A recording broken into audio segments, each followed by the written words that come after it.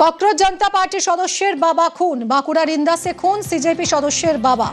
আব্দুল হাফিজের বাবাকে পিটিয়ে খুনের অভিযোগ, ইন্দাস থানায় লিখিত অভিযোগ নিহতের স্ত্রীর।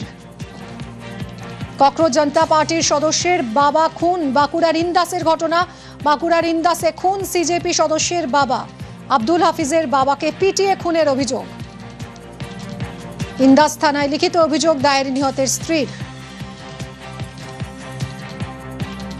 ঘটনা ঘটেছিল বলতে আমি গিয়েছিলাম এডুকেশন সিস্টেমের জন্য, ওই সবগুলো আমি সোশ্যাল মিডিয়া আপলোড করতাম। ওইটা দেখি তাদের একটা আক্রোশ, ওইখানে গিয়েছিলাম বলে ওরা জাস্ট কোনো কিছু কথা নয়, এসি মার ঘুষি লাথি মারে। আমি জাস্ট ঘরে ঢুকে যাই। এবার আমার বাবা আমাকে বাসা থেকে বাবাকে প্রথমে বাসে করে মারে, আর সাবলে করে আমাকে এটাই মেরে দিয়ে গেছিল, আমি বেঁচে গেছি। বাবাকে বুকে লাথি মারে। এবার বাবারও তো বয়স হয়ে গেছে না। तबीयत उनकी बहुत ख़राब हो गई थी अब्दुल के पापा की, एंड शाम तक वो गुजर गए।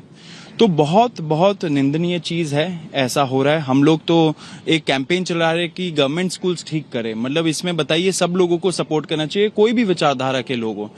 आशुतोष रांका जी जो है, आशुतोष जाएंगे बंगाल कल, जाके अब्दुल से मिलेंगे, उनके फैमिली से मिलेंगे, एंड पुलिस को बोलेंगे कि ऐसे लोगों को सख्त से सख्त सजा देनी चाहिए।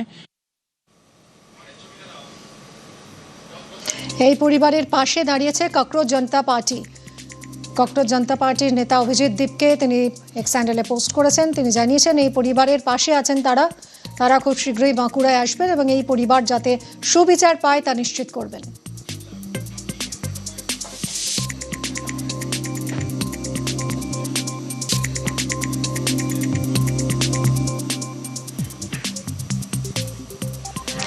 বদলের বাংলায় আইনের শাসন। সিজেপি সদস্যের বাবা খুনে গ্রেফতার ৮ জন, ধৃত স্থানীয় ২ বিজেপি নেতা সহ ৮। গ্রেফতার বিজেপি বুথ সভাপতি অবনী মাঝি, ধৃত বিজেপির প্রাক্তন বুথ সভাপতি অষ্টম মাঝি। বদলের বাংলায় আইনের সুশাসন। সিজেপি সদস্যের বাবা খুনে ৮ জন গ্রেফতার এখনো পর্যন্ত, ধৃত স্থানীয় ২ বিজেপি নেতা সহ ৮ জন। গ্রেফতার বিজেপি বুথ সভাপতি অবনী মাঝি, বিজেপির প্রাক্তন বুথ সভাপতি অষ্টম মাঝিও গ্রেফতার। जो एफआईआर है उसमें कोई बीजेपी का नाम नहीं है, मिसक्रिएंट्स बोला है। 5 आदमी का खिलाफ एफआईआर किया था, सब तो अरेस्ट हो गया। कानून का शासन है ना, तुरंत कार्रवाई हुआ है, बाकी कार्रवाई होगा।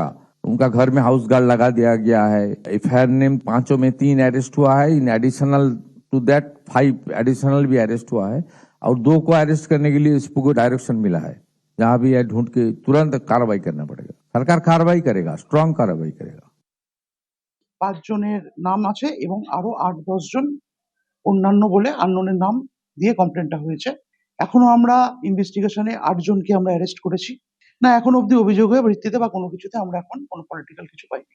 এর সঙ্গে আরো কেউ যুক্ত আছে, তাদের এগেইনস্টেও আমরা আইনত ব্যবস্থা নেব। না, ওটা আমরা ইনভেস্টিগেশনে দেখছি, ইনভেস্টিগেশন চলছে, সেটা আমরা খতিয়ে দেখছি কি আছে এর পেছনে বা কি কারণে আক্রমণটা হলো।